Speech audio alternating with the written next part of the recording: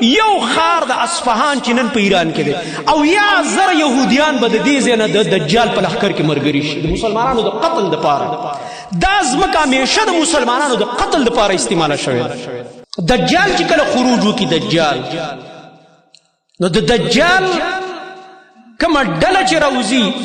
دا به د خراسان نه راوځي حدیث کې راځي دا دې طرف ته کوم مشرقي ملکونه دا ایران او دا ملکونه دا دې طرف او د دجال سره به صرف د ایران د یو خار نه دا ایران د دجال او د یهودو مرکز دی نبی علیه السلام پخوا نه دا فرمایلی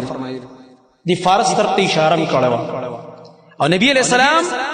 چې کوم هغه دا اوس خلک دوکې ورکوي که نه خیانتونه دومره عام شوي دي چې حیران به پاتې شي په دې نیټ باندې داسې کسان ناست دي چې ښکاره په پیغمبر دروغ وایي او ښکاره په حدیثو کې تحریف کوي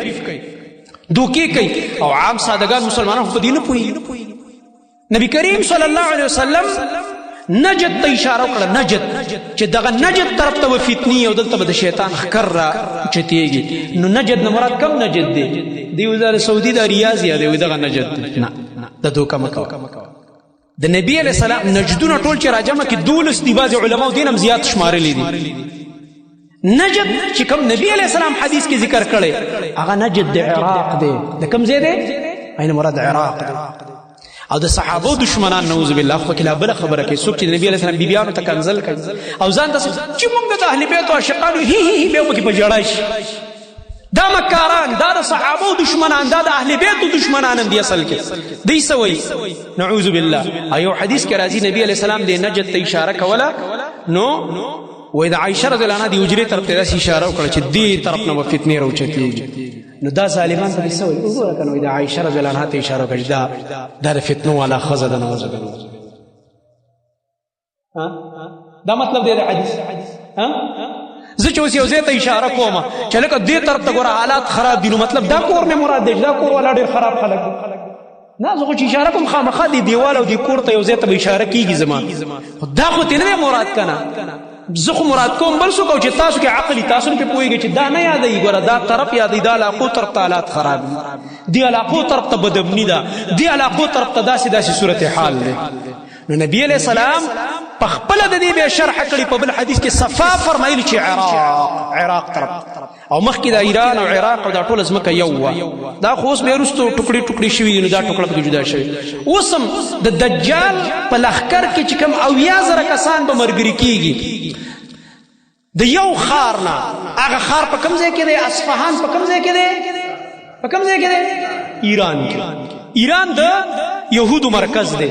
دا اوس ډرامه ده تازه ایران وایي چې اسرائیل باندې داسې دغه لکه دومره خو چې په لیندو ګزار کړی بیا څو کسان سرونه ومات شوي میزایل یې ورخوشي کړه پلانې او ډرون یې ورخوشي دا ډرامې دي په دې تاسو نه پوهېږئ دا شاته ډېر غټ تاریخ دی دا په خپله د اسرائیل وزیر اعظم د دې دغه کوي اقرار کوي چې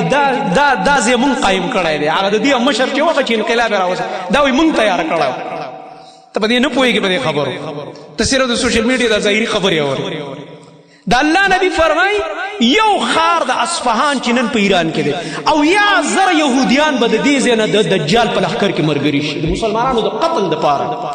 دا ځمکه همیشه د مسلمانانو د قتل دپاره استعماله شوې ده د انسانیت او خاص کر د مسلمانانو قتل عام یې کړی مسلمانانو د وینې سره غداري کړی نو د دجال خروج دا ډېره غټه فتنه ده نبی علیہ السلام فرمایي دا فتنه به راشي په هغه وخت کې چې په چا کې ایمان او تقوا وه هغه به بچ شي خو که چا کې معمولي غوندې هغه د دنیا لالچ او ورته ټینګېدی نه شي اب ورته سجده مو کې که دی نه کوي د ښځه او بچي به ورته وکړي راشه اوس خلک د انجیوز تنخوا ته نه شي ټینګېدلی ایمان پې بیلي اوس خلک لګیا دی معمولي خبرو باندې لګیا دی ایمانونه یې وبیلل معمولي خبرو باندې د دین او د ایمان غم نه کوي لا پاتې دا چې د دجال فتنه به راشي الله رب العالمین دې زموږ د هرې فتنې نه حفاظت وکړي غټې خبرې به هم نه کوو د الله په فضل به موږ بچ کېږو